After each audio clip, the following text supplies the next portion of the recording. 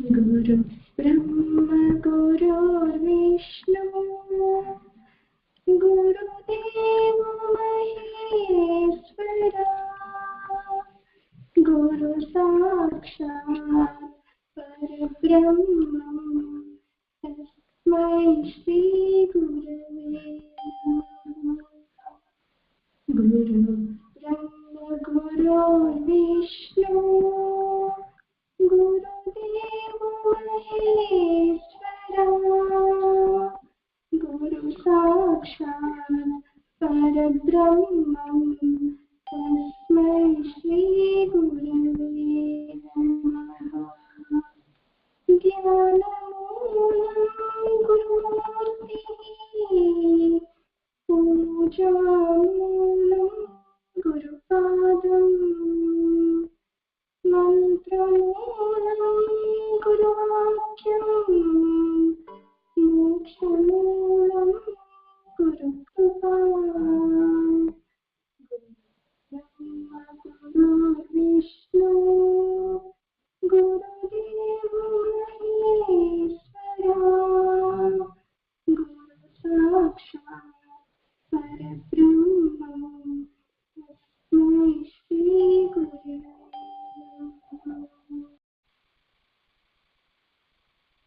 शुक्लाम्बरधरं विष्णुं शशिवर्णं चतुर्भुजं प्रसन्नवदनं ध्यायेत् सर्वविघ्नोपशान्तये। ॐ गुरुर्ब्रह्मा गुरुर्विष्णुः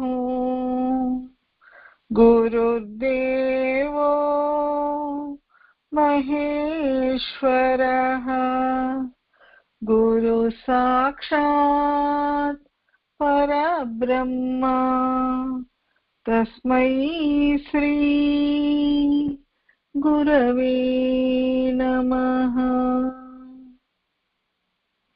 24 శ్లోకాలు బోధిస్తున్నారండి. లాస్ట్ వీక్ మనం 23 వరకు చెప్పుకున్నాము. ఈశ జీవయోర్ వేషదీభిద సత్స్వభావతో వస్తు కేవలం. భగవాన్ అంటున్నారండి, లోకమునందు కలవానిని ఒక్కొక్క దానిని వేర్వేరుగా ప్రత్యేకముగా చూసినప్పుడు జీవుడనియు వాని యొక్క సముదాయమును ఏకముగా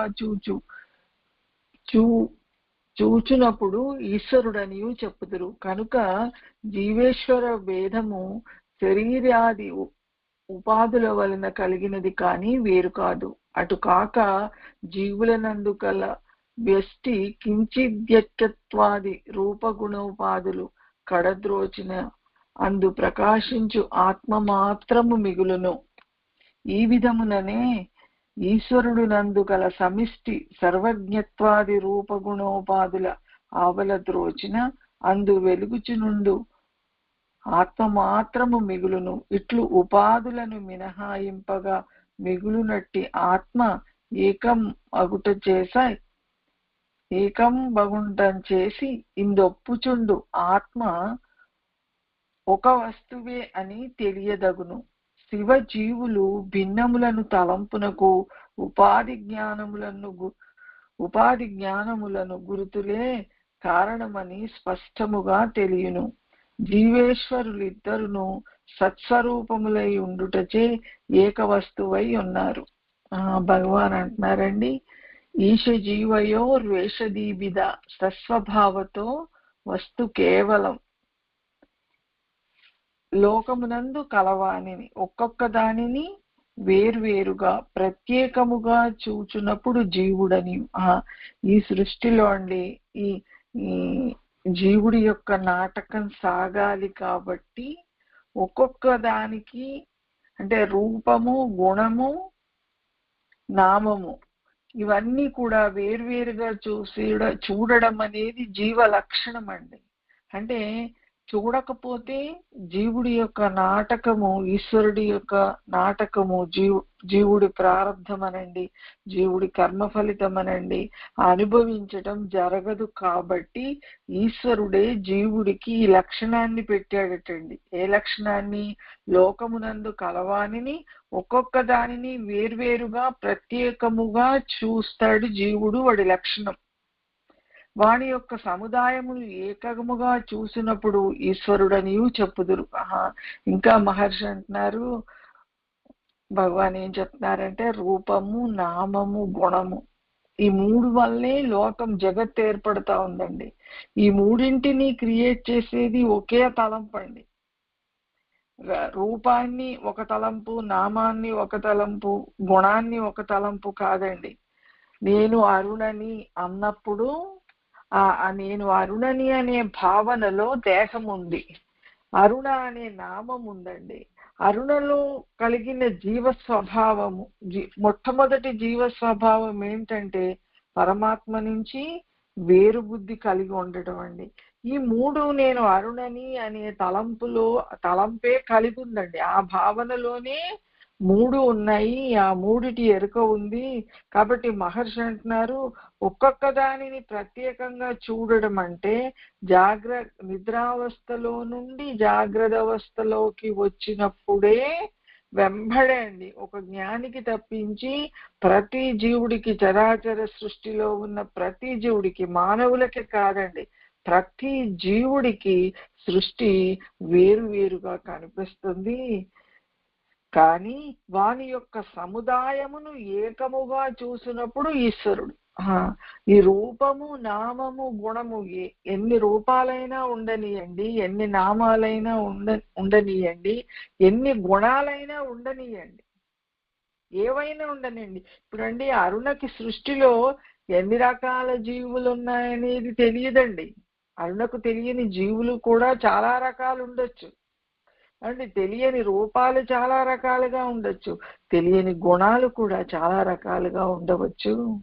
కానీ మహర్షి ఏమంటున్నారంటే, జీవుడి యొక్క అనుభవంలో ఏమి ఉందో ఆ మొత్తము సముదాయాన్ని అంతటినీ కలుపుకొని కనుక నువ్వు అంతా గురుస్వరూపమే, అంతా ఒక్కటే, ఒక్క శక్తి వల్ల, ఏకశక్తి వల్లనే ఇది నడుస్తూ ఉంది అనేది కనుక ఎరుకలోకి వస్తే వాణిని ఈశ్వరుడు అంటారటండి, భగవంతుడు అంటారంట. అంటే అది ఈశ్వరుడి యొక్క ఈశ్వరుడి గుణం అండి, పరబ్రహ్మం యొక్క గుణము. అంటే మనకు అర్థం కావాలి కాబట్టి పరబ్రహ్మముకు గుణాలు ఉంటాయంటే ఉండవు. కానీ ఇప్పుడు నాన్నగారు ఉన్నారు, భగవాన్ ఉన్నారు, సత్పురుషులు, గురువులు ఈ భూమి మీదకి వచ్చినప్పుడు వాళ్ళు ఎందుకు వాళ్ళు అంతగా ప్రేమించగలిగారండి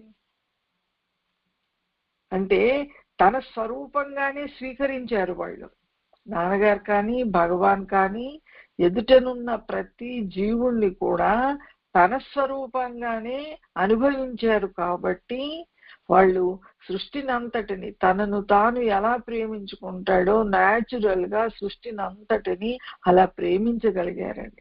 అందుకని భగవాన్ ఏమంటున్నారంటే, నువ్వు కూడా, భక్తుడు కూడా ఎప్పుడైతే నాకు అనుభవము ఉందా లేదా అని ఇతరులను అడిగే అవసరం లేదు. అపరిమితమైన ప్రేమ అనుభవంలో కనుక ఈశ్వరుడు గురువు ధ్యాసలో ఉన్న భక్తుడికి సృష్టి పట్ల కూడా అపరిమితమైన ప్రేమ కలుగుతుంది. అది ఆ ప్రేమని ప్రాక్టీస్ చేసుకోవడం కాదండి, అది వచ్చేస్తుందటండి. వాని యొక్క సముదాయము ఏకముగా చూసినప్పుడు, రూపము, నామము, గుణము, ఈ మూడిటి సముదాయమును ఏకంగా చూడు. ఈ మూడు ఇందాక ఎక్కడున్నాయని చెప్తున్నారు భగవాను? మూల తలంపులో ఉన్నాయండి, అరుణలో ఉన్నాయి. ఎప్పుడైతే అరుణ వెళ్ళి గురువు భావనలో, పరమాత్మ భావనలో, ఈశ్వర ఉనికిలో తాదాప్యం చెందుతూ ఉందో, ఎంతెంత తాదాప్యము చెందుతూ ఉంటే బుద్ధి అంత వ్యాపకత్వం చెందుతుందండి. అరుణ ఎంత గురువుతో తాదాప్యము చెందుతూ ఉంటే బుద్ధి అంత వ్యాపకత్వం చెందుతుంది. ఆ వ్యాపకత్వము ఇప్పుడు నీళ్ళని కింద పారబోసాం అనుకోండి, ఒక చోట ఉండవు కదా, నీటికి పారే గుణం ఉంటుందండి, గాలికి వ్యాపించే గుణం ఉంటుంది అండి. అలాగా లోపల పరబ్రహ్మము యొక్క స్వరూపము, ఉనికి స్వరూపము, గురు స్వరూపము, వ్యాపకత్వము, శాశ్వత ఉనికి, ఏకత్వం కూడా ఒక లక్షణం అండి. చూడటానికి రూపాలు అనేకంగా ఉన్నా, నామాలు అనేకంగా ఉన్నా, గుణాలు అనేకంగా కనిపించినా అంతరాంతరాల్లో అండి ఆ ఏకత్వాన్ని తనను తానే అనుభవిస్తూ ఉంటుంది పరబ్రహ్మము, గురుస్వరూపము. ఆ గురువుతో తాదాప్యం చెందిన భక్తుడికి ఈ లక్షణాలన్నీ వస్తాయి. కాబట్టి మహర్షి అంటున్నారు, జీవుడు ఈశ్వరుడు అనే భేదము శరీరాదులు అనే ఉపాధుల వల్ల కలిగినది కానీ వేరు కాదు. శరీరాలు వేరుగా ఉండొచ్చు, ఈ సృష్టిలో ఏ ఇద్దరి శరీరాలు, ఏ ఇద్దరి రూపాలు ఒక రకంగా ఉండవండి. ఈవెన్ ట్విన్స్ లో కూడా ఎంతో కొంత తేడా ఉంటుంది, అది తల్లికి తెలుస్తుందండి. ఈ భేదం అంతా ఎక్కడొచ్చిందంటే శరీరం అనే ఉపాధి వలన కలిగినది. అటు కాక జీవునందు కల వ్యష్టి, కించిత్ అజ్ఞానము ఇత్యాది రూపగుణోపాధులు కడత్రోచిన అందు ప్రకాశించు ఆత్మ మాత్రము మిగులును. భగవాన్ ఇంకా ఏం చెప్తున్నారంటే, ఇంకా జీవుడి నందు అంటే వ్యక్తిత్వం అండి, వ్యష్టి అంటే వ్యక్తిత్వం, నేను ఒకదానిని ఉన్నాను అనేది వ్యక్తిత్వ భావన. దాన్నే అహంకారం అన్నారు భగవాను నాన్నగారు. అదే వేరు బుద్ధి అండి. ఈ సృష్టిలో నేను ఒకదానిని ఉన్నాను అని అనుకుంటున్నామండి, అది వ్యక్తి భావన. అది చాలా చిన్న విషయం అండి, కించిత్. భగవాన్ అంటున్నారు, అంటే మనకి ఇదే పెద్దగా కనిపిస్తా ఉందండి, అమ్మో దీన్ని పోగొట్టుకోవడం ఎలాగా, ఈ వేరు భావనని, ఇదే చాలా పెద్దది, ఇంత మాయలో ఉన్నాం మనము అని మనకు అనిపిస్తా ఉంది. కానీ భక్తులకండి, ఎవరికైనా ఇంతవరకు ఈశ్వరుణ్ణి అనుభవించిన భక్తులకి, తులసీదాస్కి, తుకారాంకి, మీరాబాయికి, ఎవరికైనా కూడా అండి భగవంతుడు ఒకడు ఉన్నాడు అనే ధ్యాసలోనే ఉన్నారు, భగవంతుడే ఉన్నాడు అనే ధ్యాసలో ఉన్నారండి. నేను ఉన్నాననే ధ్యాస వాళ్ళకి లేదండి. అది భక్తి, నిజమైన భక్తి అది అండి. అది భక్తికి పరాకాష్ట. పైగా ఆ భక్తి వల్ల వాళ్ళు చాలా చాలా స్వతంత్రులు అయిపోయారు, ఫ్రీ అయిపోయారు. వాళ్ళ తలంపుల నుంచి, వాళ్ళ మనస్సు నుంచి, వాళ్ళ ప్రారంధం నుండి, అన్నిటి నుండి వాళ్ళు ఫ్రీ అయిపోయారు. అందుకే కదా నాన్నగారు ఊరికి సూరదాసు గురించి చెప్పేవారు.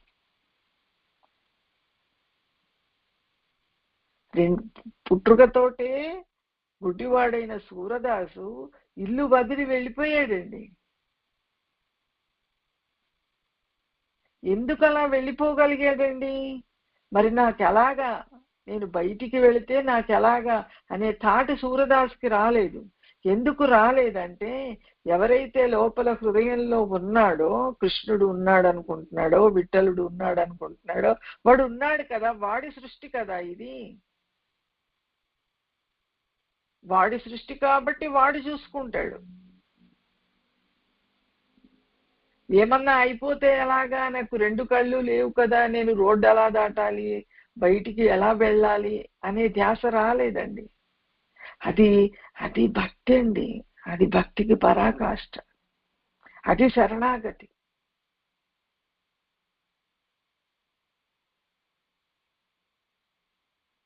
రాబోయే సెకండ్ నా జీవితం ఎలాగా అనే యొక్క తలంపు భక్తుడికి వస్తా ఉందంటే, వాడికి భక్తి సరిపోయేంత లేదండి. కాబట్టి లేదని తెలుస్తుంది కాబట్టి భక్తి పెంచుకోవాలి. భక్తి పెంచుకోవాలంటే ఏం చేయాలి? గురువుని అల్లుకోవాలి. అదొక్కటే మార్గం అండి. తాను నమ్ముకున్న దేవుడిని, ఆ గురు స్వరూపాన్ని, గురు రూపాన్ని, గురునామాన్ని, గురువాక్కుని అల్లుకోవాలండి బుద్ధితోటి. అందుకని భగవాన్ ఏమంటున్నారంటే ఇది కించిత్ అజ్ఞానం, కొంచెము అజ్ఞానం. అది ఆ వేరు బుద్ధి, ఆ దేహ రూప బుద్ధి, నేను వేరుగా ఉన్నాను భగవంతుడి కంటే అనే బుద్ధి, ఇది రూపము గుణము ఉపాధి కడత్రోచిన అంటే పక్కకు నెట్టివెయ్యి. వదిలేయమనట్లేదు భగవాన్, వాటిని నువ్వు కన్సిడర్ చెయ్యకు. ఏంటి కన్సిడర్ ఎందుకు చెయ్యకంటే వాటి వల్ల నీకు ఒరిగేది ఏమీ లేదు. ఇప్పుడు మనకి ఏదైనా పనికిరాదని తెలుస్తుంది అనుకోండి, పనికిరాదు, పైగా మనకి ప్రమాదం. మనకి ఏమి ప్రమాదం అండి? గురువు స్మరణ చేసుకోకుండా, గురువు యొక్క ధ్యాసలోకి వెళ్లకుండా, గురువు ఉన్నాడనే బుద్ధిని బలపరుచుకోకుండా, నేనొక దానిని ఉన్నాను అనుకోవడం వల్ల నా ప్రయత్నం ఏదో చేసేయాలనే బుద్ధి నాకు వస్తా ఉందండి. ఇది ప్రమాదం అండి. ప్రయత్నము జరగని కానీ నేను చేస్తున్నాననే భావన అక్కడ ఉండొద్దు. అయితే ప్రయత్నం ఎలా జరుగుతుందంటే, ఇప్పుడు పూజ, జపము, ధ్యానము, విచారణ, ఏదో ఒక సాధన, శ్రవణము, సద్గ్రంథ పఠనము, సత్పురుష సహవాసము, ఇవన్నీ కాకుండా ప్రారంధం కూడా దేహం అనుభవిస్తూ ఉంటుంది, దానికి తోచిన తలంపులు వస్తూ ఉంటాయండి. అయితే మహర్షి ఏమంటున్నారంటే, వాటిని ఇవన్నీ ఎవరు చేస్తారు? దేహము మనస్సు చేస్తుంది. మనస్సు అంటే తలంపులు, ఇతర తలంపులు. మూల తలంపు ఆధారంగా చేసుకొని నేను అరుణను అనే భావనని ఆధారంగా చేసుకొని వచ్చే ఇతర తలంపులు ప్లస్ దేహము అండి. భగవాన్ ఏమంటున్నారంటే వీటిని కడత్రోచివేయి. అంటే నీ మనస్సులో నువ్వు ఇది నీ కోసం అవసరము లేవు, నీ సుఖం కోసం కానీ, నీ శాంతి కానీ, నీ ఎగ్జిస్టెన్స్, ఫస్ట్ ఎగ్జిస్టెన్స్ అండి, ఎగ్జిస్టెన్స్ కోసం బాడీ మైండ్ అవసరము లేదు. ఒకవేళ ఉంటే వాటిలో ఉన్న ఎగ్జిస్టెన్స్ ఈశ్వరుడి యొక్క ఎగ్జిస్టెన్సే, నా ఎగ్జిస్టెన్సే. అరుణని ఆ తలంపుకి ఎగ్జిస్టెన్స్ ఇస్తా ఉంది, ఆ బాడీకి ఎగ్జిస్టెన్స్ ఇస్తా ఉంది. అరుణకి ఎవరు ఎగ్జిస్టెన్స్ ఇస్తున్నారంటే భగవాన్ ఇస్తున్నారు ఉనికిని. ఈ ఉనికి పంచిపెట్టబడతా ఉంది, స్ప్రెడ్ అవుతా ఉంది, ఉనికి వ్యాపిస్తా ఉంది. ఉనికి వ్యాపించినా వ్యాపించకపోయినా ఆ ఏదైతే ఉందో, గాఢ నిద్రలో ఏ ఉనికైతే ఉందో ఆ ఉనికి ఇప్పుడు ఉంది. ఆ ఉనికి స్వరూపమే నేను అనే ఎరుకలో వీటిని అంటే వాటి యొక్క అవసరము లేకుండా ఉండటమే కడత్రోయడం అండి. దేహాన్ని తీసుకెళ్లి బర్న్ చేయక్కర్లేదు అండి. తలంపులు వస్తూ ఉంటేని బిగపట్టి వాటిని అణిచి ఎంతసేపు బిగపడతామండి? ఇప్పుడు చాలా మంది ధ్యానం చేసుకుందామనే ప్రయత్నం చేస్తారు, తలంపులు వస్తూ ఉంటాయి. ఆ తలంపుల్ని ఎంతసేపు ఆపగలం మనం? ఏదో ఒకటి బాడీకి ప్రారంధం ఫోర్స్గా ఉన్నప్పుడు ఆ ధ్యానంలోంచి కూడా చటుక్కున లేసి వెళ్ళిపోతుందండి బాడీ, హార్ట్ ఫోర్స్గా వచ్చినప్పుడు. అందుకని మహర్షి ఏమంటున్నారంటే తలంపులని నువ్వు ఏమీ టచ్ చేయకు, బాడీని టచ్ చేయకు. నువ్వు టచ్ చేయాల్సింది లోపల హృదయంలో ఉన్న పరమాత్మ యొక్క ఉనికిని టచ్ చేయి. పరమాత్మ ఉనికిని టచ్ చేయాలంటే పరమాత్మ ఏం చెప్తున్నాడంటే ఆల్రెడీ నేను నీతో కలిసే ఉన్నాను అని చెప్తున్నారు. ఎలా కలిసి ఉన్నారు? ఉనికి స్వరూపంగా, ఎరుక స్వరూపంగా కలిసి ఉన్నారు. ఇప్పుడు నేను ఉన్నాను అనే ఎరుక నాకు జాగ్రత్త అవస్థలో ఉంది. ఉన్నాననే ఎరుక ఉంది కదా, ఆ ఉన్నాను దానికి సంబంధించిన ఎరుక రెండు సప్లై అవుతున్నాయి జాగ్రత్త అవస్థలో. కానీ దానిని తప్పుగా అర్థం చేసుకోవడం వల్ల, బుద్ధి తప్పుగా స్వీకరించడం వల్ల దేహం మీద డిపెండ్ అవుతా ఉంది. భగవాన్ ఏమంటున్నారంటే దానిని తప్పుగా స్వీకరించకు. గురువు ఏమి చెబుతున్నాడో ఆ మార్గంలోనే స్వీకరించు, కానీ దానికి ఆపోజిట్ గా నువ్వేమీ అనుకోవద్దు, నీ మనసులో ఏమీ పెట్టుకోవద్దు. అందు ప్రకాశించు ఆత్మ మాత్రము మిగులును. భగవాను చెప్తున్నారు, అన్నిటినీ రూపము, నామము, గుణము ఈ మూడు అడ్డొస్తున్నాయి కదా, ఈ మూడిటిని వదిలేయి.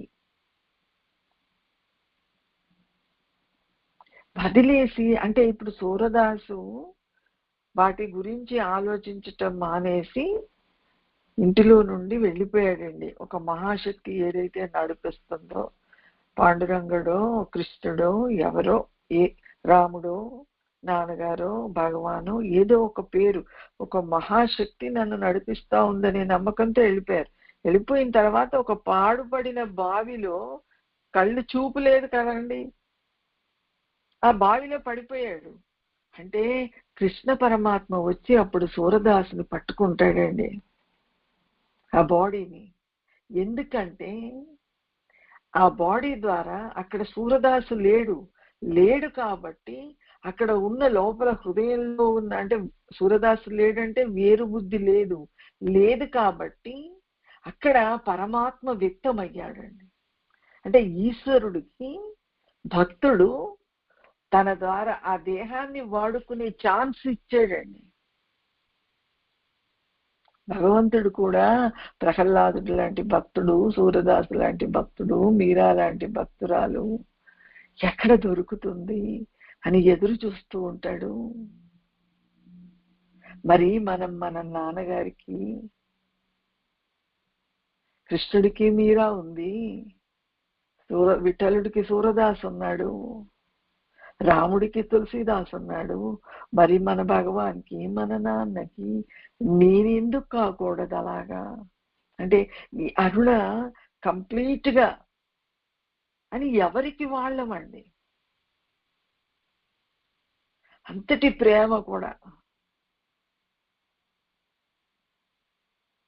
ఎప్పుడు నాన్నగారు అనేవారు కదా, ఎంత బాధేసేదో అండి. నా కోసం నా దగ్గరికి వచ్చేవాళ్ళు ఏమండి, 1000 మంది వెళ్ళేవాళ్ళం నాన్నగారి దగ్గరికి, నా కోసం నా దగ్గరికి వచ్చేవాళ్ళు కొంతమంది మాత్రమే ఉంటారమ్మా అనేవారు. అంటే అది నా కోసం నా దగ్గరికంటే కేవలము అరుణకు ఏమీ అవసరము లేకుండా అరుణ నాన్నగారిని ప్రేమించగలిగితే అక్కడ అండి ఫస్ట్ కంప్లీట్ గా గురువాకు అండర్స్టాండింగ్ లోకి వచ్చి, నేను లేను, ఉన్నది నా నాన్నే. అంటే ఇక్కడ ఇన్ని రోజులు ఈ దేహము నాది, ఈ మనస్సు నాది, ఈ నాదులు, ఈ నేను అంతా కూడా తప్పుగా అర్థం చేసుకుని నాది నీదైనది నాదనుకున్నాను రా అప్ప, నాదన్నది ఈ సృష్టిలో ఏమీ లేదురా తండ్రి అని బుద్ధితో అనడం కాదు, భావనలో తలచుకోవడం కాదు, అలా డే టు డే లైఫ్ లో అలా ఉండగలిగే శక్తిని సప్లై చేస్తాడండి లోపల నుంచి ఈశ్వరుడు. అప్పుడు మనము ఎలాంటి స్వేచ్ఛను అనుభవిస్తున్నామో మనకు అర్థమవుతుందండి. ఇప్పుడు అంతా ఈ ద్వైతం ఉన్నంత కాలం మనస్సు బందీలో ఉంటుందండి.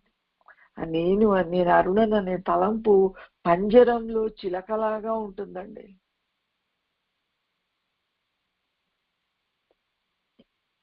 ఎప్పుడైతే ఈ స్వేచ్ఛను, శరణాగతిలో స్వేచ్ఛను అనుభవించటం, ఉన్నది ఒక్కటంటే ఒక్కటే అనే విషయం బుద్ధికి అర్థమవుతుందో, బయట ఏమీ జరగట్లేదు, ఇది కళ అనే విషయం కూడా అర్థమవుతుందండి.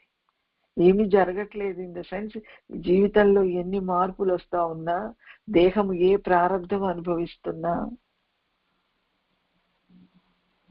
మనసులో ఎలాంటి తలంపులు వస్తున్నా, ఇది ఒక నాటకము, ఈశ్వరుడి నాటకం ఇది. అయితే నాటకంలో చాలా మంది పాత్రలు ఉంటాయి, కానీ ఇక్కడ అన్ని పాత్రలు తానే ధరిస్తాడండి ఈశ్వరుడు. ఇప్పుడు దానవీర శూర కర్ణలో ఎన్టీ రామారావు ఎలాగైతే అన్ని పాత్రలు తానే వేశాడో, అది చిన్నది బుల్లిదండి, అది సినిమా కాబట్టి అలా చూపించారు. కానీ ఇక్కడ ఈశ్వరుడు హృదయంలో ఉన్న పరబ్రహ్మము, చిన్న రూపము దగ్గర నుంచి, చీమ దగ్గర నుంచి పిపీలికాది బ్రహ్మ పర్యంతము తానే వేషము ధరించి నాటకాన్ని ఆడిస్తున్నాడు అనే విషయం అర్థమైతే ఏమీ జరగట్లేదు అనే విషయం కూడా అర్థమయ్యి ఆత్మలో ఉనికిగా స్థిరత్వము అనుభవించటం జరుగుతుందండి. వేవరింగ్ వేక్ థాట్స్ ఇంకేమి ఉండవు.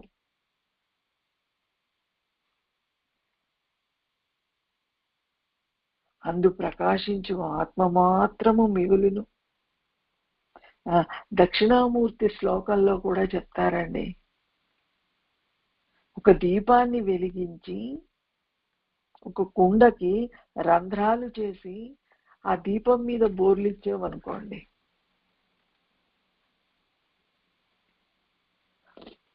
ఆ రంధ్రాల్లోంచి కాంతి బయటకు వచ్చేస్తా ఉంటదండి. ఆ కుండకు చేసిన రంధ్రాల్లో నుండి కాంతి బయటకు వస్తూ ఉంటది. అలాగే ఇప్పుడు మన చెవులనే రంధ్రాలు, నోరనే రంధ్రము, కళ్ళనే రంధ్రము, ముక్కులనే రంధ్రము, లోపల ఆత్మ ఉన్న ఆత్మ అండి నేను నేను నేనని ప్రకాశిస్తా ఉంది.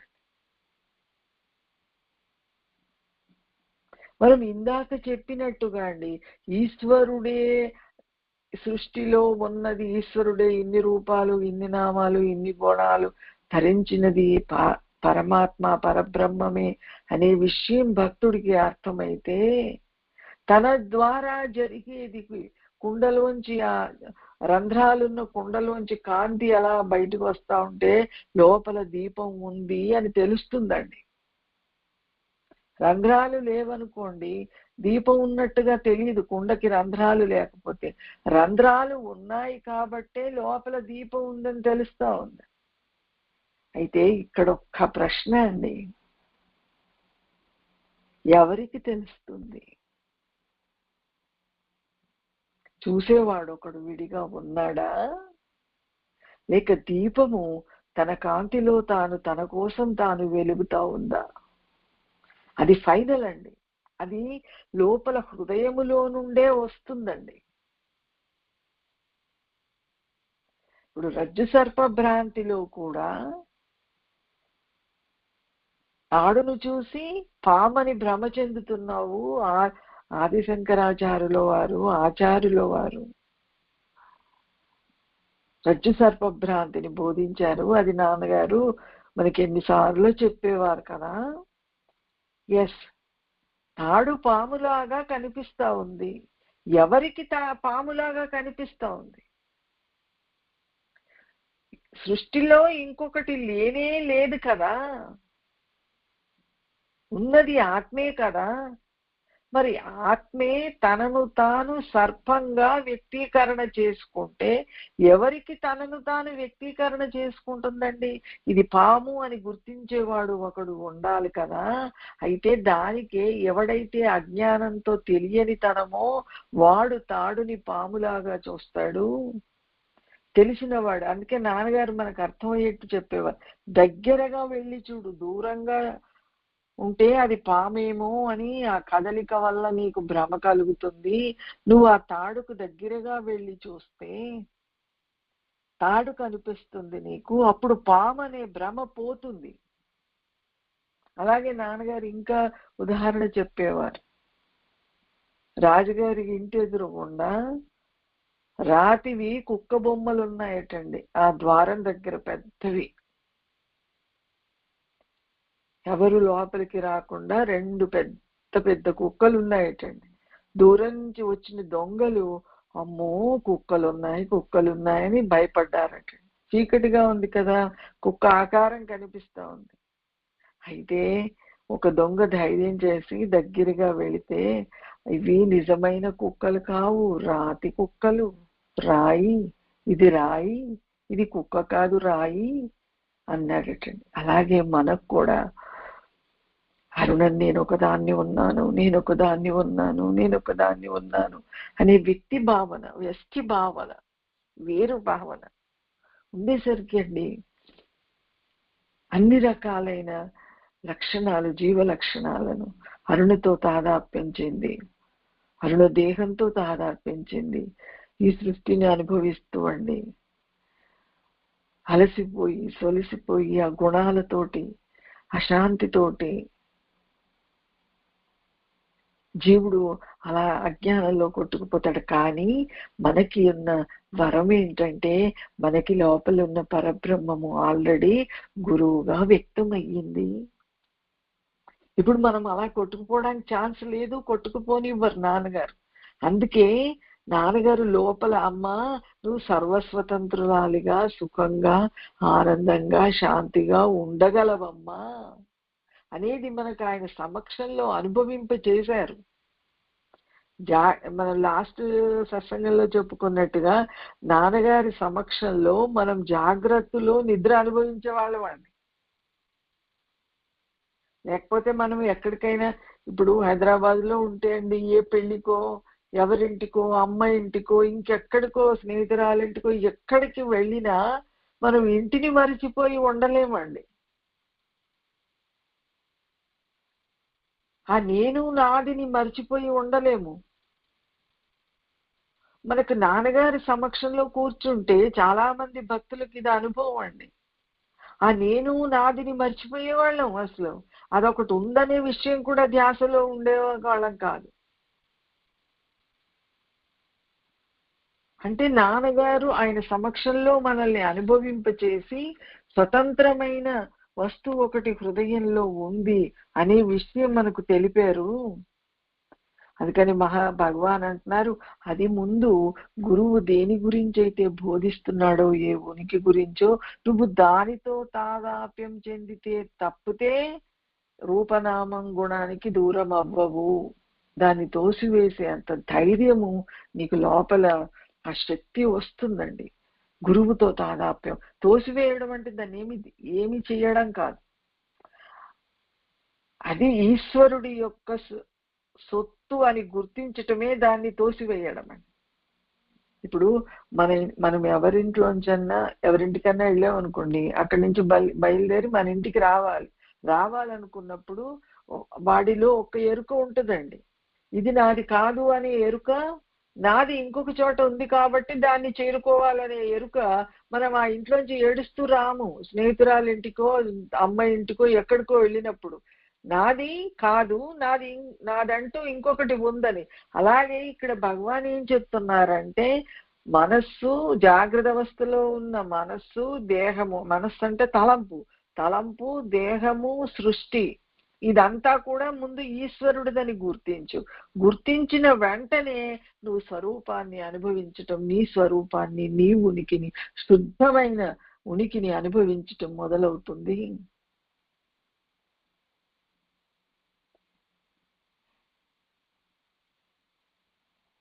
భగవాన్ చెప్తున్నారు, జీవుడి నందు గల వ్యక్తిత్వము కించిత్ అజ్ఞానము ఇత్యాది రూపము గుణము ఉపాధి కడత్రోచిన అందు ప్రకాశించు ఆత్మ మాత్రము మిగులును. ఆ విధముగానే ఈశ్వరుడి నందు గల సమిష్టి సర్వజ్ఞత్వాది రూప గుణోపాధులు ఆవలద్రోచిన అందు వెలుగుచుండు ఆత్మ మాత్రము మిగులును. ఈశ్వరుడు ఇంకా భగవాన్ చెప్తున్నారు, ఈ రూపము నామము గుణము భగవంతుడిదిగా గుర్తించి నువ్వు వదిలిపెట్టు. ఊరికే దాన్ని అనాథగా వదిలిపెట్టమనట్లేదు. ఎంత వండర్ఫుల్ బోధ్ అండి భగవాన్. అంటే అమ్మా నేను చూసుకుంటాన్రా.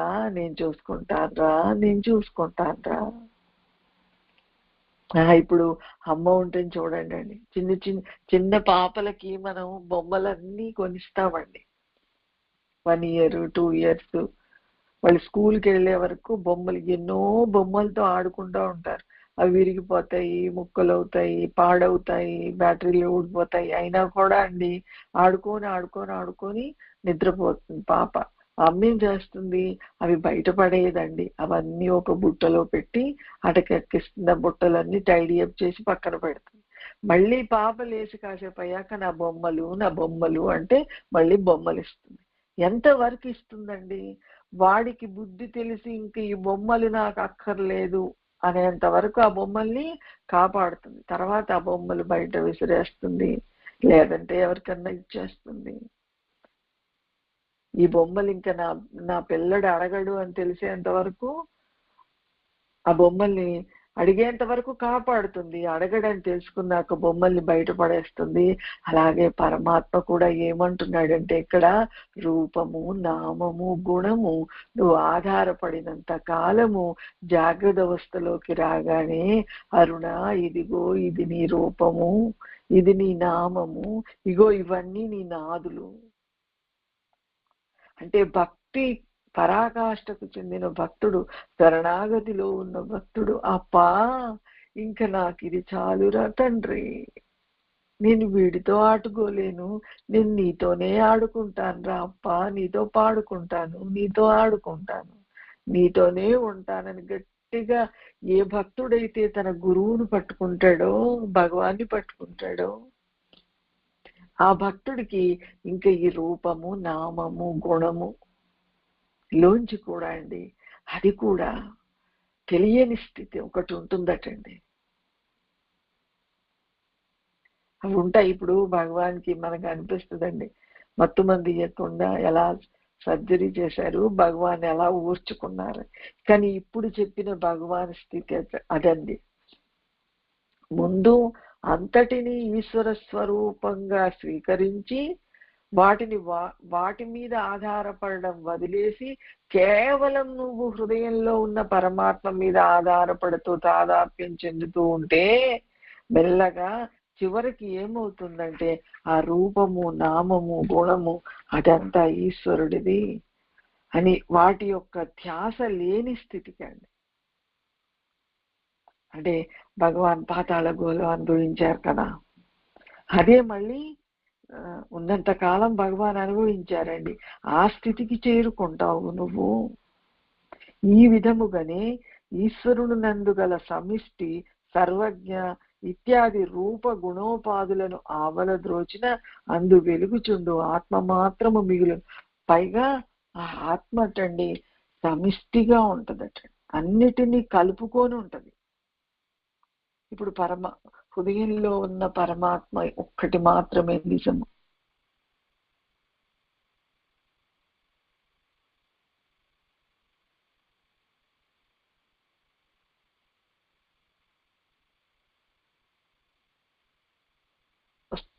ఇప్పుడు ఉన్నదంతా భగవంతుడు అని చెప్పుకోవాల్సి వస్తుంది. ఇలా చెప్పినప్పుడు ఉన్నది అంతా భగవంతుడే అంటే దాంట్లో రూపము, నామము, గుణము వచ్చి భగవంతుడు అంతా వ్యాపించి ఉన్నాడు. కానీ ఉన్నదంతా భగవంతుడు ఇటు నుంచి చెప్పుకుంటే ఉన్నదే భగవంతుడు అంటే ఈశ్వరుడు తప్పించి ఏమీ లేదు. ఏం తీసేస్తామండి? ఇప్పుడు ఈ దేహంలో నేను వ్యాపించి అరుణ వ్యాపించి ఉందనుకోండి, ఎక్కడ మొదలైంది, ఎక్కడ చివర? నాకు జాగ్రత్త అవస్థ నిద్రలోంచి తెలివి రాగానే ఈ మొత్తం దేహం అంతా నా రూపంగా వ్యక్తమవుతుంది. కానీ కొంచెం కొంచెం తెలివి రాదు కదా.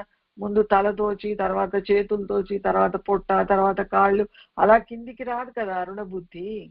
కంప్లీట్ గా దేహమంతా వ్యాపకత్వం ఎలా వ్యాపించి ఉన్నదో ఇప్పుడు అరుణ ఈ దేహము నాదనే బుద్ధిలో పరమాత్మ ఏది ఉందో అదంతా కూడా వ్యాపకత్వంలో పూర్ణంగా సర్వజ్ఞత్వము అంటే తెలియనిదంటూ లేదు. ఈ సృష్టిలో పరమాత్మకు పరబ్రహ్మముకు సాధ్యము కానిది లేదు, తెలియనిది లేదు, ఎరుక లేనిది లేదు, అనుభవం లేనిది లేదు. పూర్ణత్వం అండి, పూర్ణత్వము ఉంటుంది ఆత్మలో. ఇట్లు ఉపాధులను మినహాయింపగా మిగులునట్టి ఆత్మ ఏకము అగుట చేత ఇందొప్పుచుండు ఆత్మ ఒక వస్తువే అని తెలియనగును. నువ్వు ముందు వేరుగా అంటే రూపము, నామము, గుణము పైన ఆధారపడకుండా ఉనికికి, శాంతికి, ఆనందానికి, సుఖానికి అన్ని నీ గురువులో ఉన్నాయి, హృదయంలో ఉన్నాయి, నా నేనులో ఉన్నాయి, నా భగవాన్లో ఉన్నాయి అని వాటిని డే టు డే లైఫ్ లో ఏం జరుగుతుంది అనేది అటు కన్సిడర్ చెయ్యకుండా అది జరిగిపోతా ఉంటుందండి. దాన్ని కన్సిడర్ చేయకుండా పూర్ణంగా ఒక ఆనందం అండి, ఒక మత్తు. రామకృష్ణులు అంటారు కదా, గురు మహారాజ్ మా బ్రాండ్ దేవి బ్రాండ్ అంటే కాళికా అమ్మవారి మత్తులో, ఆ భక్తిలో రామకృష్ణులు ఎలా మైమరిచారో నీ గురువు మత్తులో, గురు ప్రేమలో, గురువు ఉనికిలో ఇంకేమీ అవసరము లేని స్థితిలో కనుక నువ్వు ఉండగలిగితే అప్పుడు అంతా కూడా అంతా ఉన్నది నేనే నేనే నేనే. వీళ్ళు ఇలా ఎందుకు మాట్లాడారు, వాళ్ళు అలా ఎందుకు చేశారు, నా మనసు ఇలా ఎందుకుంది, నా దేహం ప్రారంభం ఇలా ఏమి అండి ఏమీ అనిపించదు. ఎందుకంటే అలా మాట్లాడడానికి కారణం ఎవరైనా తప్పు మాట్లాడుతున్నారని అనిపించదండి. తప్పు ఎందుకు అది వారి ప్రారంభం అండి. ఆ ప్రారంభం దేంట్లోంచి వచ్చింది? వాసనలో నుండి, పూర్వజన్మ కర్మ నుంచి వచ్చింది. ఆ పూర్వజన్మ కర్మని వాసనగా మార్చి, తలంపుగా మార్చి, ప్రారంభంగా మార్చి ఆ దేహంలో ఆ జీవుడి ద్వారా జరిపింపజేసేది ఎవరు? భగవానే. భగవాన్ అంటే ఎవరు? నేనే. నేనే నా భగవాను. నేను వేరు కాదని కదా నా భగవాన్ బోధ. అదే శక్తి అక్కడ ఉండి పని చేయిస్తా ఉంది, అదే శక్తి ఇక్కడ ఉండి పని చేయిస్తా ఉంది. అప్పుడు ఎవరిని ఆక్షేపిస్తాము, ఎవరిని ద్వేషిస్తాము, ఎవరిని మోహిస్తాము?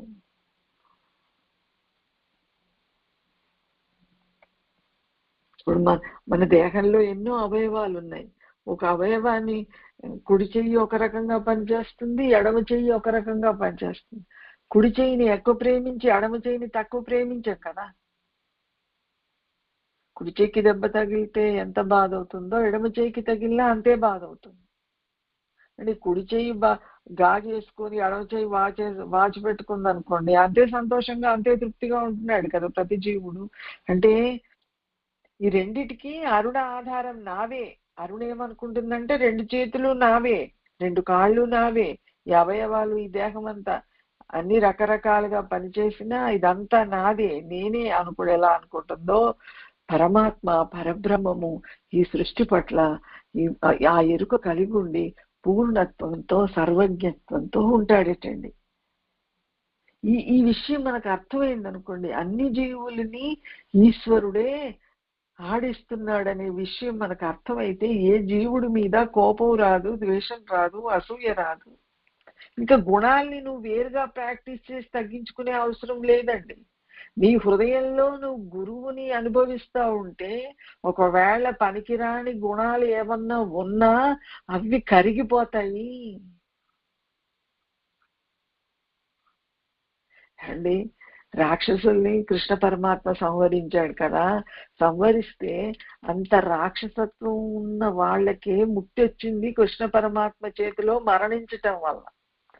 మన అహంకారము మన హృదయంలో ఉన్న గురువును స్మరిస్తూ, గురువుని టచ్ చేస్తూ, ఆ భావనలో గురువును నింపుకుంటే మన అహంకారం నశించదా? మనకి ముక్తి రాదా? ఇదేని నుంచి ముక్తి? తెలియని తనం నుండి ముక్తి.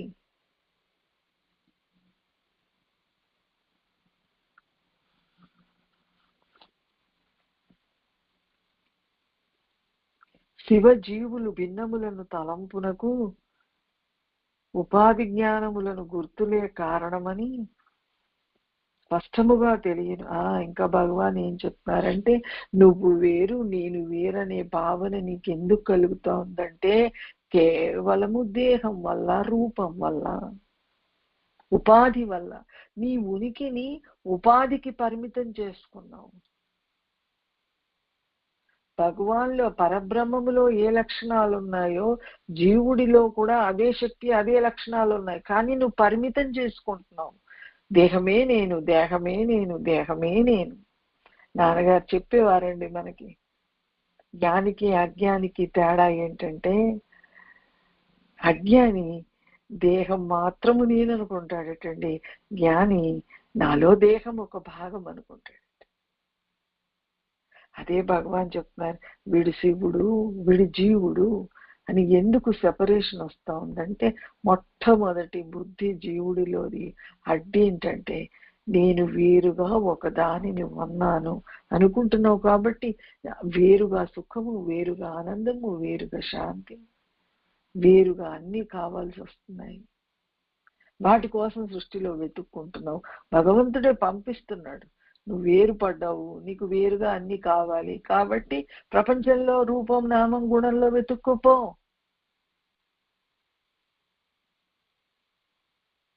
అని శివుడే జీవుణ్ణి బయటికి జాగ్రత్త అవస్థలో తోస్తున్నాడు. ఏ రోజైతే నాన్నగారు చెప్పేవారు, ఏ రోజైతే నిద్రించే టైములో, గాఢ నిద్రలోకి వెళ్ళే టైంలో కేవలము భగవాన్ ఎరుకతో వెళ్ళిపోతావో, ఈశ్వరుడు ఎరుకతో,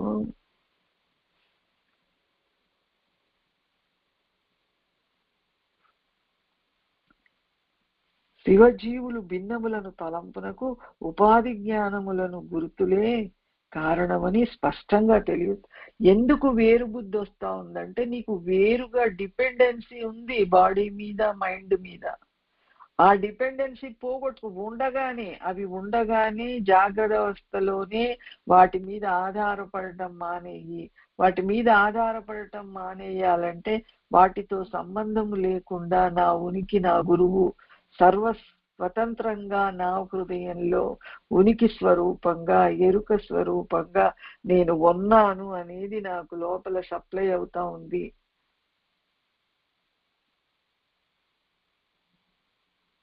అయితే అండి ఇది అనుకుంటే సరిపోదు.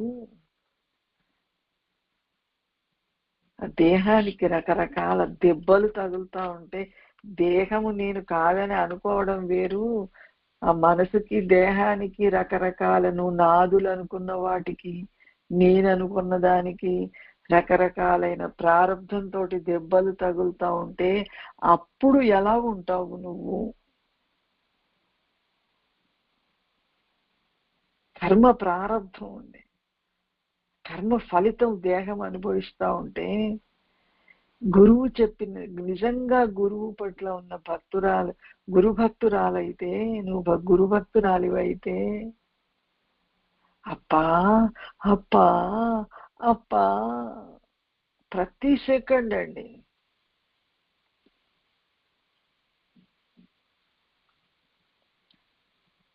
శివజీవులు భిన్నములను తలంపునకు ఉపాధి జ్ఞానములను గుర్తులే కారణమని స్పష్టముగా తెలియజేయును.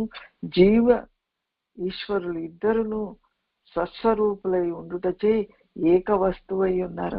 ఇంకా భగవాన్ చెప్తున్నారు, జీవేశ్వరులు ఇద్దరును సత్స్వరూపులై ఉండుటచే ఏక వస్తువై ఉన్నారు. పూర్తిగా భగవాన్ చెప్తున్నారు, ఈశ్వరుడు జీవుడు ఇద్దరు కూడా సత్యస్వరూపులే, ఇద్దరు సత్యస్వరూపులే. అంటే ఇద్దరు రెండు కుండలు ఉన్నాయనుకోండి, కుండలు రెండుగా కనిపిస్తాయి కానీ రెండు మట్టితోటి చేయబడ్డాయి కదా. రెండిటిలో ఉన్న లక్షణాలు, ఏ కుండలో నీరు పోసినా చల్లగా అయిపోతుంది, లక్షణం ఒకటే కదా. అలాగే జీవుడు ఈశ్వరుడు ఇద్దరు సత్యస్వరూపులే. ఈశ్వరుడు అంటే ఇక్కడ ఏంటంటే ఇప్పుడు ఈశ్వరుడే రూపంధరి ఆత్మ పరబ్రహ్మం అంటున్నాము. అదే పరబ్రహ్మము సృష్టి జగత్తుగా మారినప్పుడు ఈశ్వర స్వరూపం అంతా అంటున్నామండి.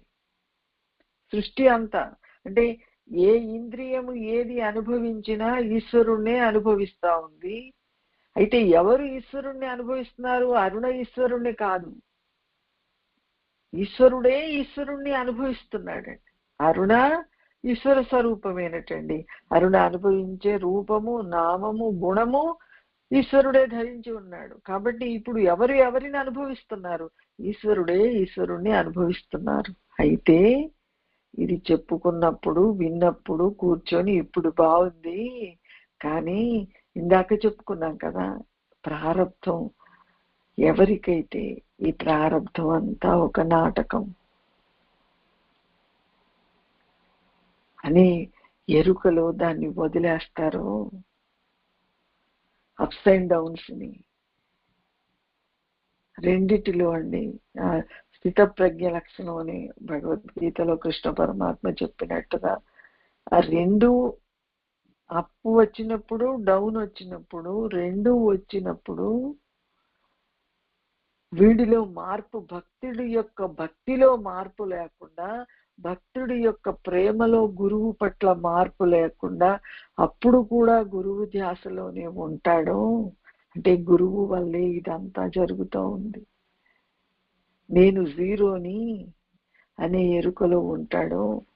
అదే అండి ఏకత్వం. అది ఈశ్వరుడు జీవుడు సత్యస్వరూపం అనే విషయాన్ని ఆ క్షణంలో తెలియజేస్తాడు భగవంతుడు అనుభవంలో అండి. వేషహానత స్వాత్మ దర్శనం ఈశ దర్శనం స్వాత్మరూపత. ఇంకా భగవాన్ చెప్తున్నారండి,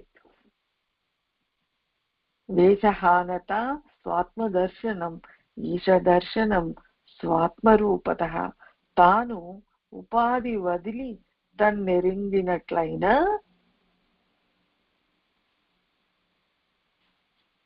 తానుగా వెలుగునట్టి ఈశతత్వమును దర్శించును. అనగా తాను తన్నే స్వయముగా ప్రకాశించునట్టి ఈశ్వర స్వరూపముగా కనుగొనును. ఉపాధుల చేత మూతపడి ఉండు తన స్వరూపమును ఉపాధులు తాను కానని మినహాయించి ఆ ఉపాధుల యందు వెలింగెడు తన స్వరూపమును తెలిసినట్లయిన. ఇందాక మనం చెప్పుకున్నాం కదా, కుండ లోపల దీపం పెడితే రంధ్రాల ద్వారా ఎలా బయటికి వస్తుందో, కుండకు రంధ్రాలు ఉండడం ద్వారా కాదు. మనం ఏమనుకుంటున్నామంటే రంధ్రాలు లేని కొండను బోర్లిస్తే దీపం తెలియదు, రంధ్రాలున్న కొండను బోర్లించడం వల్ల ఆ లోపల ఉన్న దీపం తెలుస్తా ఉంది అంటున్నాం. కానీ దీపం ఒకటి ఉంది కదా, ఉంటే కదండి తెలిసేది. కుండకి రంధ్రాలు ఉన్నా లేకపోయినా లోపల దీపం ఉండడం వల్ల దీపం బయటికి తెలుస్తా ఉంది. అందుకని ఏ జీవుడైనా కూడా, ఈ సృష్టిలో ఏ జీవుడికైనా చలనం ఉంది, ఇంద్రియాలు పనిచేస్తున్నాయి, మనసు పనిచేస్తా ఉంది అంటే లోపల ఒక పరమాత్మ శక్తి, మహాశక్తి అండి. ఆ శక్తికి మనం ఏమన్నా పేరు పెట్టుకోవచ్చు. ప్రస్తుతం మనం నాన్నగారు అని పెట్టుకున్నాం, భగవాన్ అని పెట్టుకున్నాం, గురువు అని పెట్టుకున్నాం. దానిని గుర్తిస్తే వేషహానత స్వాత్మ దర్శనం, నీ వేషాన్ని లోపల తన స్వరూపము ఉన్నాను అండి. ఎంత అనుభవిస్తున్నామండి మనం, కానీ ఒప్పుకోవట్లే, అంటే ఆగిపోవట్లేదండి. అక్కడ అందరము ఎంతో కొంత శాంతిని, సుఖాన్ని, ఆనందాన్ని, అందరికీ తలంపులు తగ్గాయి, వాసనలు బాధించట్లేదు. అంటే వాసనలు ఉన్నా కూడా వాసనలు ఎప్పటి వరకు ఉంటాయండి? పూర్ణంగా అండి, పూర్ణంగా ఏకత్వ స్థితిని, ద్వైతం కించిత్ కూడా, ఏ బలహీనమైన సెకండ్ కూడా నేను అరుణని అనే ధ్యాస రాకుండా ఉంటే, అంటే వేరు బుద్ధి లేకుండా ఉంటే పూర్ణంగా వాసనలు నశించబడతాయి. కానీ దేహం ఉన్నంత కాలం ప్రారంధం అనుభవించాలి. కాబట్టి ఏదో ఒక వాసన అంటే ఏంటండి? పూర్వజన్మలో అరుణ నేను అనుకోను, ఆ దేహం ఏ దేహంలో ఉన్నానో తెలియదు, ఆ దేహము నేననుకోని చేసిన ఒక పని, ఒక అలవాటు, దాని ఫలితం ఇప్పుడు అనుభవిస్తా ఉంది వాసనగా. అది మళ్ళీ ఎలా వ్యక్తమవుతుంది? ఆ వాసన తలంపుగా వ్యక్తమవుతుంది. అయితే మహర్షి ఏమంటున్నారంటే, శవానికి వాసన వస్తుందా? ఏమండి, మేము శవం అయితే కానీ మాకు తెలియదు, ఇప్పుడు మాకు తెలియదు కదా. పోనీ ఇప్పుడు గాఢ నిద్రలో మన అనుభవంలో తెలుస్తూ ఉంది కదా, గాఢ నిద్రలో వాసన నేననే భావన లేదు, అరుణ అనే భావన లేదు. లేనప్పుడు వాసనలు, తలంపులు, ప్రారంధం కూడా ఏమీ లేదు. భగవాన్ అంటున్నారు, గాఢ నిద్రలో నీవు ఏ శక్తికి లోబడి ఉన్నావో జాగ్రత్త అవస్థలో కూడా ఆ శక్తి నిన్ను వదిలిపెట్టి ఎక్కడికి వెళ్ళలేదు, నీతోనే ఉన్నానే. నా పక్కకు ఉండడం కాదు, నా చుట్టూ ఉండడం కాదు, నాతో కలిసి ఉన్నారు భగవాన్. నా మూల తలంపులో ఉన్న శక్తి ఆయనే అని ఆయన చెప్తున్నారు, భగవాన్ చెప్తున్నారు. జీవుడు ఈశ్వరుడు వేరు కాదు, జీవశక్తి పరమాత్మ శక్తి అని గుర్తించు. ఇక్కడండి నాన్నగారు అనేవారు, పెళ్ళి అవ్వటం ముందా, పిచ్చి కుదరటం ముందా? పిచ్చి కుదిరితే పెళ్ళవుతుంది, పెళ్ళైతే పిచ్చి కుదురుతుంది. అంటే పిచ్చి తగ్గించుకుంటూ ఒకవైపు రావడం, అప్పుడు పెళ్లికి అర్హత వస్తుంది. ఎంతో కొంత ఆ పిచ్చిలో ఉన్న అది ఆ పిచ్చితనం తగ్గితే అండి. ఓవైపు మందులు వేసుకుంటూ పిచ్చి తగ్గించుకుంటూ ఆ పిచ్చి లక్షణాలు తగ్గించుకుంటే పెళ్లికి అర్హత వస్తుందండి. పెళ్లి అయిన తర్వాత పూర్తిగా పిచ్చి తగ్గుతుంది. అలాగే ఒక అజ్ఞానం అనే పిచ్చితనం అండి, ఇది తెలియనితనం, అజ్ఞానం అనేది.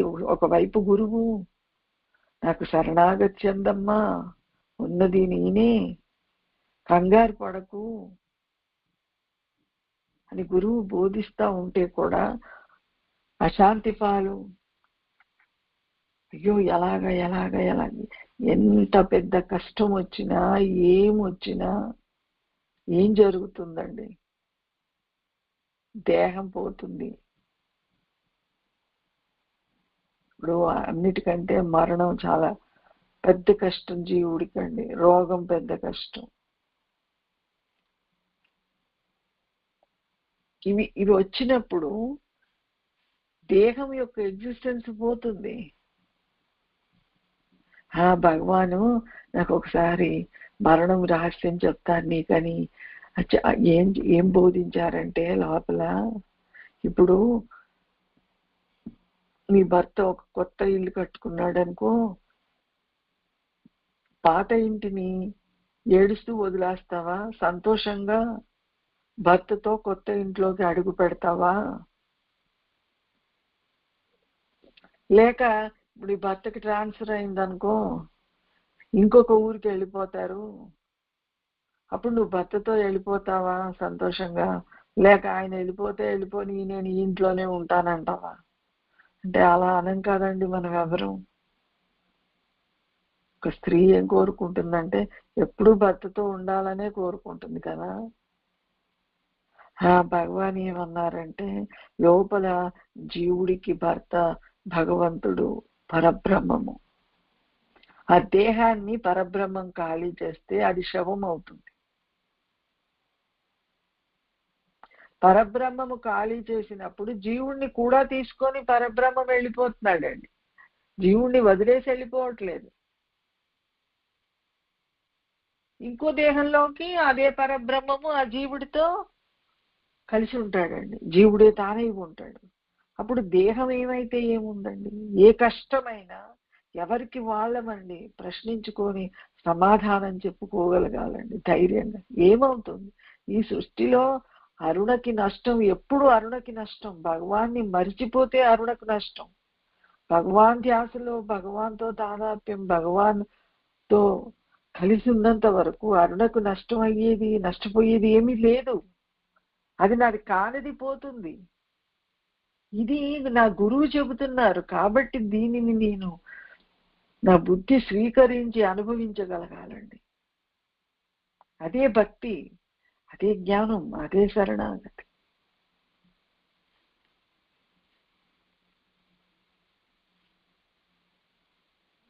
ఉపాధి వదిలి తన్నెరింగనట్లయినా నీ వేరు బుద్ధిని, నీ రూపబుద్ధిని, నామబుద్ధిని నువ్వు వదిలి భగవాన్ని పట్టుకో. అంటే ఇప్పుడు మనం వాటి కోసమే పట్టుకుంటున్నామండి. భగవాన్ ఒకసారి అడిగారు, నీకు మోక్షం ఎందుకు కావాలి? ఎవరిని సుఖపడదామని మోక్షం? మోక్షం వస్తే అరుణ సుఖపడుతుంది. అంటే అరుణకి అరుణ మనసు నుంచి విడుదల. ఇప్పుడు మోక్షం ఎందుకు కావాలంటున్నానంటే అరుణను సుఖపెట్టడం కోసం. భగవాన్ అడిగేరండి, ఎందుకు కావాలి? ఎవరిని సుఖపెడదామని? అరుణను సుఖపెడదామని. అరుణ నువ్వు కాదు కదా. అరుణతో సంబంధం లేకుండానే నా భగవాన్ నా మోక్ష సుఖం అండి.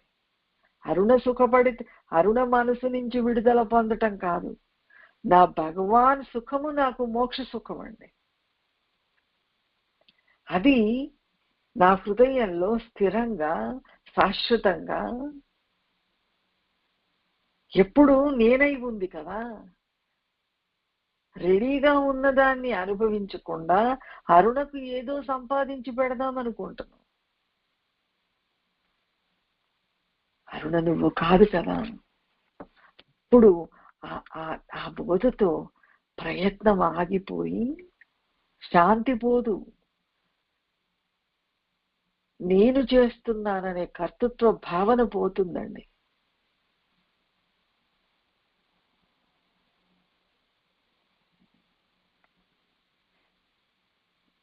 అందుకని భగవాన్ అంటారు, తాను ఉపాధి వదిలి తన్నెరింగట్లయినా నిన్ను నువ్వు తెలుసుకో. ఎలా తెలుసుకో?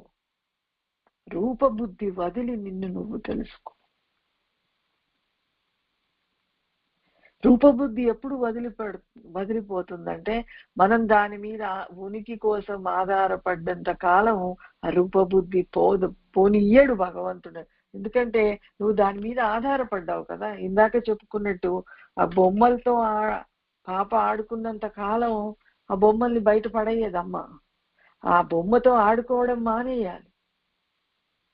అప్పుడే అది అటకమించి చెత్తలోకి వెళ్ళిపోతుందండి. అలాగే నేను అరుణని అనే భావనతో జీవించటం మానేస్తే, ఇది నాది అనే భావనతో ఈ దేహం నాది, నేను అరుణని అనే భావాన్ని వదిలేయి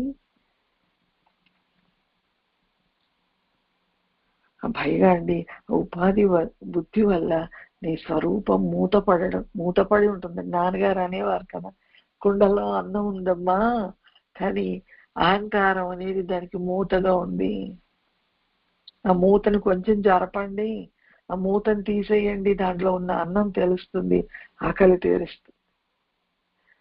అలాగే ఇప్పుడు తెలియని తనం అనే మూత అండి అహంకారం. నాకు కావలసిందంతా నా నేనులో, నా భగవాన్లో, నా తండ్రిలో.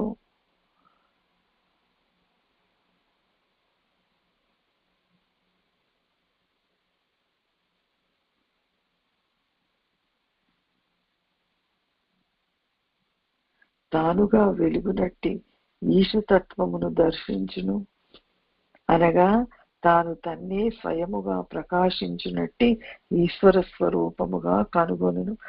భగవాన్ చెప్తున్నారండి, తనను తాను కనుగొనడం, నన్ను నేను తెలుసుకోవడం అండి. నన్ను నేను తెలుసుకోవడం అంటే నా గురువు యొక్క వ్యాపకత్వాన్ని, నా గురువు ప్రేమని, నా గురువు ఉనికిని నేను అనుభవించటమే నన్ను నేను అనుభవించటం.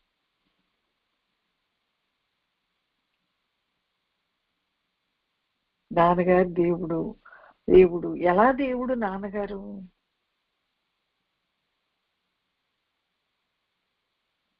ఒక రూపాన్ని ప్రతిష్ఠించుకున్నాము, ఆ రూపం ద్వారా మనం పొందాము కాబట్టి ఆ రూపానికి కృతజ్ఞత తెలుపుకోవడం కోసం పూజలు చేసుకుంటున్నాము, ప్రతిష్ఠించుకున్నాము. కానీ జిన్నూరులో ఉండలేము, సదా అరుణాచలంలో ఉండలేము, ఒక ప్రదేశంలో ఉండలేం కదా. ఎవరి దేహ ప్రారంధాల ప్రకారం వాళ్ళు ఉండాలి కదా. నేను ఎక్కడ ఉంటే అక్కడే నా నాన్న నాకు వ్యక్తమైతే, నేను నా నాన్నను అనుభవించగలిగితే నా నాన్న దేవుడు.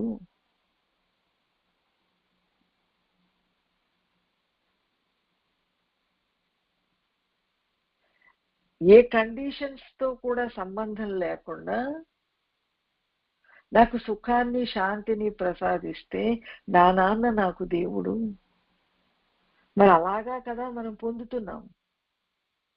ఎక్కడ ఉన్న భక్తులైనా, సముద్రాల బయట ఉన్న వాళ్ళైనా, జిన్నూరులో ఉన్న వాళ్ళైనా, హైదరాబాద్లో, వైజాగ్, ఎక్కడెక్కడ ఆ దేహము ఏ ప్రదేశంలో ఉందో సంబంధం లేకుండా, ఎవరెవరికి ఎన్ని రకాల వాసనలు ఉన్నాయో వాటితో సంబంధం లేకుండా నాన్న అనగానే లోపల శాంతి, ఆనందం, ప్రేమ.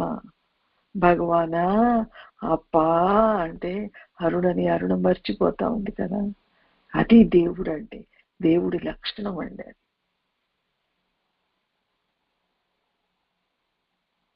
గురువు లక్షణం అది.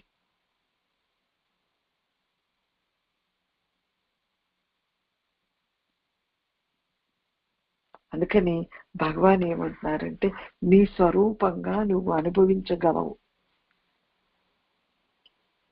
తాను తన్నే స్వయముగా ప్రకాశించినట్టు ఈశ్వర స్వరూపముగా. ఆ స్పర్శ తెలుస్తుంది హృదయంలో. అంటే స్పర్శ ఎవరికి? మనసుకా? ఇన్ని రోజులు మనసులో ఉన్నది నేను అరుణని అరుణని అరుణని అనుకుంటున్న అరుణ బుద్ధి భగవాన్ స్పర్శని, అంటే రూపనామము గుణానికి అతీతమైన ఉనికి మౌనం అండి. తన ఉనికిని తాను మౌనంగా అనుభవించగలుగుతుంది. మూగపోతుందండి, మనసు మూగపోతుంది. నాన్నగారు చెప్పేవారు చూడండి, భగవాన్ పక్కన మురుగనారు కూర్చొని ఇలా నోరు తెరుచుకొని ఆశ్చర్యంగా చూసేవాడమ్మా భగవాన్ని. అలా హృదయంలో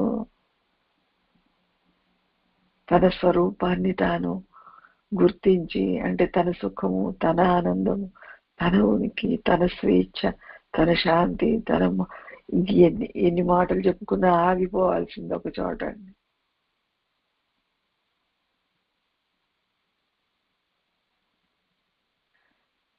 ఒక భక్తురాలు చెప్పుకుంటా ఉందండి, అది శ్రవణం వల్ల మనసు ఆగిపోయి, ఎప్పుడైతే మనసు ఆగిపోతుందో అది జాగ్రత్తలో నిద్రావస్థను అనుభవిస్తుందండి.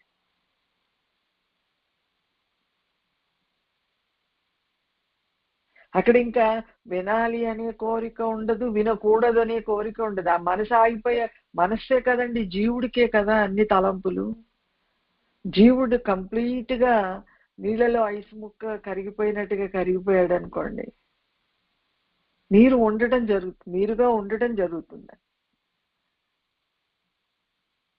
అలా శ్రవణంలో కూడా అండి ఆ అండర్స్టాండింగ్ లో ఆగిపోతాము.